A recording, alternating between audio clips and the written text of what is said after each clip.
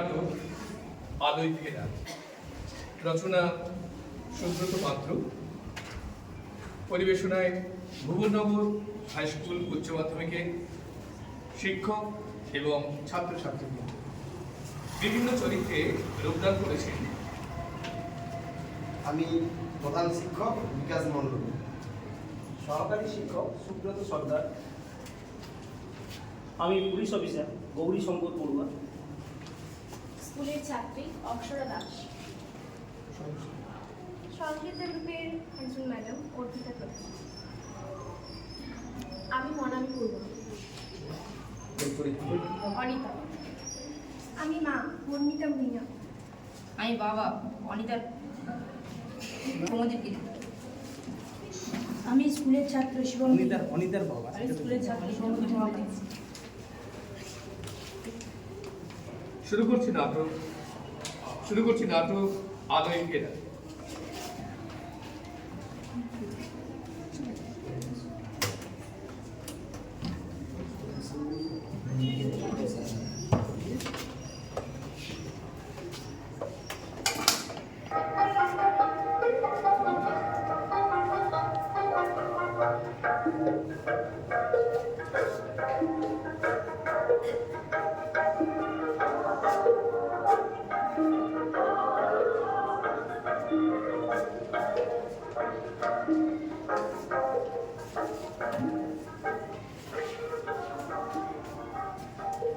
Good morning sir.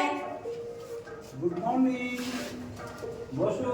তোমরা সবাই ভালো আছো তো? হ্যাঁ, আপনি ভালো আছেন স্যার? হ্যাঁ, ভালো আছি। আর তোরা সবাই পড়াশোনা করলে মন দিয়ে আরো ভালো থাকবি। তা আজ কি পড়া আছে? আজ রবীন্দ্রনাথ ঠাকুরের লেখা সবলা কবিতাটি পড়া হবে স্যার। গুড। কবিতাটি কেউ একজন পড়ো তো। অক্ষরা, তুমি পড়ো। সবলা রবীন্দ্রনাথ ঠাকুর। নারীকে আপন ভাগ্য জয় করিবার কেন নাহি দেবে অধিকার? হে বিধাতা নত করি মাথা, পথপ্রান্তে কেন রব জাগি? ক্লান্ত ধৈর্য প্রত্যাশার পূরণের লাগি। দৈবাগত দিনে শুধু শূন্যে চেয়ে রব, কেন নিজে নাহি লব চিনি? সার্থকের পথ যাব না বাসর কক্ষে, বধূবেশে বাজায় কিঙ্কি। আমারে প্রেমের বীর্যে করো অসঙ্গিনী। মাস্টার মশাই একটু বাইরে আসবেন? হ্যাঁ, বলুন। এক গান দিতে। হ্যাঁ, বলুন।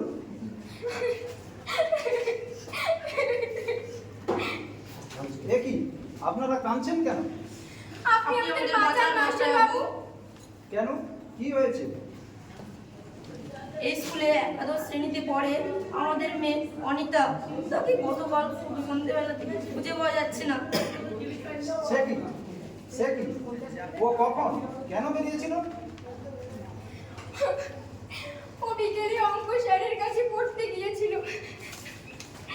সন্ধে হতে না ফেরায় স্যারকে ফোন করি, কিন্তু স্যার বলেন যে ও নাকি আজ পড়তে যায়নি। আমাদের বাঁচান মাস্টারবাবু, আমাদের মেয়েকে খুঁজে দিন। ওই আমাদের একমাত্র সন্তান। এত ভেঙে পড়বেন না। কোথায় কোথায় খোঁজ করেছেন? পুলিশে খবর দিয়েছেন কি? ওর বন্ধুদের কাছে খোঁজ নিয়েছি, তারা কেউ ওকে দেখেনি বলছে। শুধু পাড়ার একজন বলল সন্ধ্যের দিকে গঙ্গাধরপুরের দিকে ওকে একজনের সাথে যেতে দেখেছে। আমরা ভয়ে পুলিশকে খবর দিইনি। সে কে? তারা কি চেনে? না, তারা ছেলেটিকে চেনে না। সর্বনাশ। আচ্ছা, চলুন দেখছি। তোরা সবাই একটু বস, আমি একটু আসছি।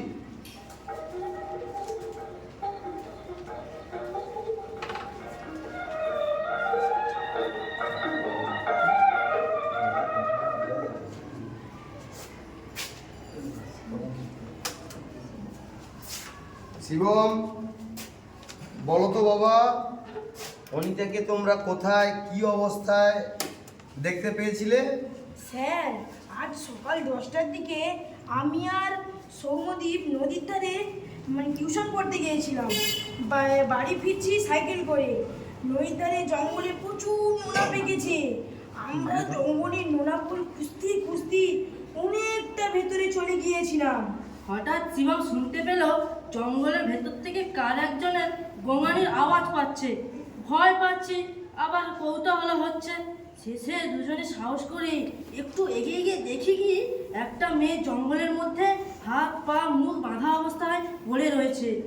ভয়ে ভয়ে কাছে গিয়ে দেখি এ তো আমাদের ক্লাস 11-এর অনিতা দি। আমরা যেই দিদির কাছে গিয়ে ডাকতে যাব, অমনি দেখি দুজন সন্ধ্যা মার্কা লোক ছুরিয়া দিয়ে আমাদের দিকে ছুটে আসছে। আমরা প্রাণ ভয়ে দৌড় শুরু করি। ছেলেগুলোকে চেনো তোমরা? না, এ এলাকায় আগে দেখেছি বলে তো মনে হয় না। তাছাড়া ওদের মুখ যে কালো কাপড় দিয়ে ঢাকা ছিল।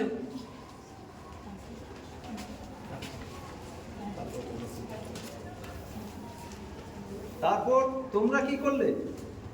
আমরা কোনো ক্রমে জঙ্গল থেকে বেরিয়ে এসে সবাই সাইকেলে বাস স্ট্যান্ডে আসি। স্থানীয় দোকানদারদের বলতে তারা অনেকেই নিয়ে জঙ্গলটাকে ঘিরে ফেলে। তাদের একজন থানায় ফোন করে। আর অল্প সময়ের মধ্যে পুলিশ অফিসার বিরাট পুলিশ বাহিনী নিয়ে জঙ্গলকে ঘিরে ধরে আর অনিতাদিকে উদ্ধার করে। তারপরে আমি বলছি, প্রথমেই আমি ধন্যবাদ দেব এই সাহসী দুটি ছাত্রকে। তাদের তৎপরতা না থাকলে আমাদের পুলিশ প্রশাসনের পক্ষে এত সহজ হতো না মেয়েটিকে উদ্ধার করা। আচ্ছা বলো তো মা, তুমি কাদের সঙ্গে কোথায় গিয়েছিলে, কেন গিয়েছিলে?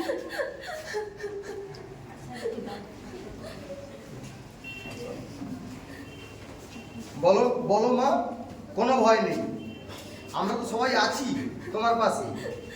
বলো, সাহস করে বলো। বলো, তুমি সহযোগিতা না করলে তো পুলিশ প্রশাসন সমস্যায় পড়বে। বলো। বল না। বল না মা, কি হয়েছিল? তুমি কার সঙ্গে গিয়েছিলে? তার নাম চঞ্চল। ওকে ওকে তুমি চিনলে কি করে? ফেসবুকে আলাপ হয়েছিল। তারপর? ওর চেহারা, চাকরি আর কথায় আমি মুগ্ধ হয়ে ওকে ধীরে ধীরে ভালোবেসেছিলাম। মা বাবাকে জানিয়েছিলে? বাবা মা আমাকে তুচ্ছ কারণে বকাবকি করে, আমাকে একটুও ভালোবাসে না, তাই ভয় বলতে পারিনি। তা ছেলেটির সঙ্গে তোমার যোগাযোগ হতো কিভাবে? ও আমাকে একটা দামি মোবাইল কিনে দিয়েছিল। গত পূজায় ও কাকদ্বীপে এসে দেখা করে দিয়েছিল। ও তোমাকে আর কি বলেছিল বলো, চুপ করে থেকো না। ও বলেছিল কলকাতায় নাকি ওর বিরাট বাড়ি আছে, গাড়িও আছে। আমাকে বলেছিল যে আমাকে সিনেমার নায়িকা বানাবে। ও ফিল্ম লাইনে চাকরি করে। আমাকে বুঝেছি। তা হঠাৎ তুমি চলে গিয়েছিলে কেন? আমি ঠিকঠাক পড়াশোনা করছি না বলে গতকাল মা বাবা আমাকে খুব বকেছিল। আমি ফোন করে ওকে সব জানাই। ও বলে বিকেলে গঙ্গাধারপুরে দেখা করতে। ও গাড়ি নিয়ে অপেক্ষা করবে, রাতেই আমাকে বিয়ে করবে। এ কি সর্বনাশ তুই করতে যাচ্ছিলি মা? তোকে শুধু বকি, আদর করি না? যখন যা চাস, গরিব মানুষ, সাধ্য মতো চেষ্টা করি তা এনে দেওয়ার। শুধু চেয়েছি তুই একটু পড়াশোনাটা মন দিয়ে কর। আপনি একটু শান্ত হন। তারপর বলো মা, কি হলো? ওর এক বন্ধুকে পাঠিয়ে দিয়েছিল শিরিষ মোড়ে। ওর সঙ্গে আমি সন্ধে নাগাদ গঙ্গাধারপুরে যাই।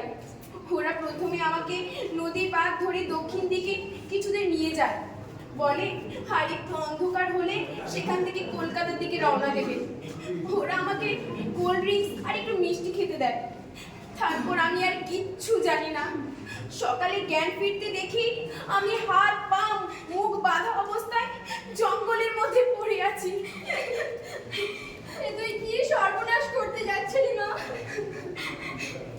আমাদের কথা তোর একবার মনে পড়লো না? না না, কাঁদবেন না। আপনাদের জানাই ছেলেটি এবং তার দুই সাথে ধরা পড়েছে। তারা এখন পুলিশ হেফাজতে আছে। আমরা অনুসন্ধান করছি এর পেছনে কোনো চক্র কাজ করছে। সারা দেশের সঙ্গে পশ্চিমবঙ্গ বিশেষত দক্ষিণ 24 পরগনায় একটি বৃহত্তর নারী পাচার চক্র কাজ করছে। এরা দরিদ্র বয়ঃসন্ধিকালীন মেয়েদের টার্গেট করে, নানা প্রলোভন দেখিয়ে, বিয়ে করার প্রতিশ্রুতি দিয়ে, লোভনীয় চাকরির লোভ দেখিয়ে বা টিভি সিনেমায় নায়িকা করার স্বপ্ন দেখিয়ে পাচার করে। কিন্তু অফিসার, এরা এই মেয়েগুলোকে নিয়ে কি করে? হ্যাঁ, খুব ভালো প্রশ্ন করেছেন স্যার।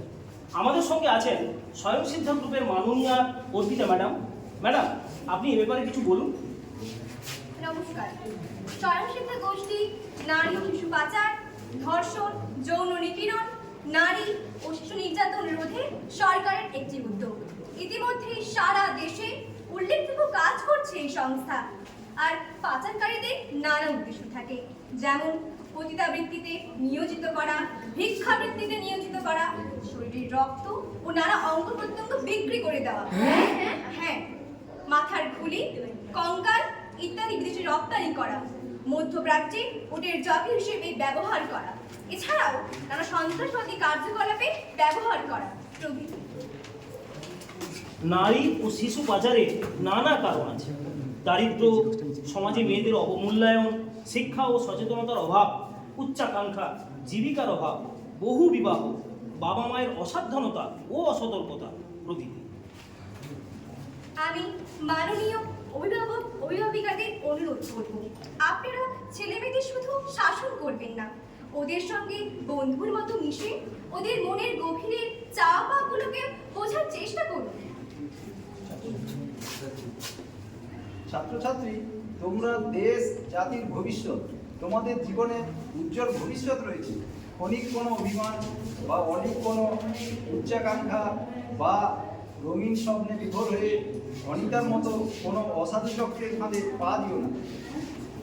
কোনটা ভালো কোনটা মন্দ বুঝতে শেখো। তোমরা বড় হচ্ছ, পড়াশুনো করে তোমরা জীবনে প্রতিষ্ঠিত হবে, মানুষের মতো মানুষ হবে, এই স্বপ্ন দেখতে শেখো।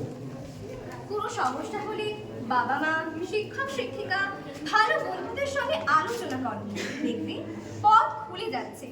জীবন তোমাদের, তাকে সুন্দর ও সফল করার দায়িত্ব তো তোমাদের। এর জন্য রাজ্য সরকার, কেন্দ্রীয় সরকার কত উন্নয়নমুখী প্রগতিশীল প্রকল্প চালু করেছে। তার সুযোগ নিয়ে তোমরা সফল হও, দেশ ও দশের মুখ উজ্জ্বল করো। আপনাদের জানাই, নারী পাচারে দক্ষিণ 24 পরগনা জেলা একটি বিশেষ নিয়োজন এলাকা হিসাবে পরিগণিত। এ আমাদের লজ্জা। সরকার, প্রশাসন, সরকারি বেসরকারি বিভিন্ন সংগঠন যৌথভাবে কাজ করছে, কিন্তু তোমরা সচেতন, সতর্ক। আরেকটা কথা, কোনো অপরিচিত ব্যক্তির সঙ্গে আলাপ বা ঘনিষ্ঠতা করবে না। আজ সারা পৃথিবীতে নারীরা এগোচ্ছে, তোমরাও পিছিয়ে থাকবে কেন? মনে রেখো, শুধু বিয়ে করা বা নায়ক নায়িকা হওয়াই জীবনের লক্ষ্য নয়। নিজের মেধা, পরিশ্রম আর চেষ্টার মধ্য দিয়ে নিজেকে প্রতিষ্ঠিত করো, নিজের ব্যক্তিত্বকে বিকশিত করো, তবেই তো দেশ জাতি তোমাদের জীবন সমৃদ্ধ হবে। অনিতা, এই ভুল তুমি আর করবে না তো? আমি আমার ভুল বুঝতে পেরেছি ম্যাম। মা, বাবা, আমাকে ক্ষমা করো। তোমরা মনে রেখো, প্রশাসন, স্বয়ংসিদ্ধা, বিদ্যালয়, মাস্টারমশাইরা তোমাদের সঙ্গে আছে। তোমাদের জীবন আলোকিত হোক, এই আমরা সকলেই তো চাই। আজ তোমরা সকলে অঙ্গীকার করে বলো, আমি নারী, আমি মহীয়সী, আমার সুরে সুর বেঁধেছে জ্যোৎস্না বিনায় নিদ্রাবিহীন শশী। আমি নইলে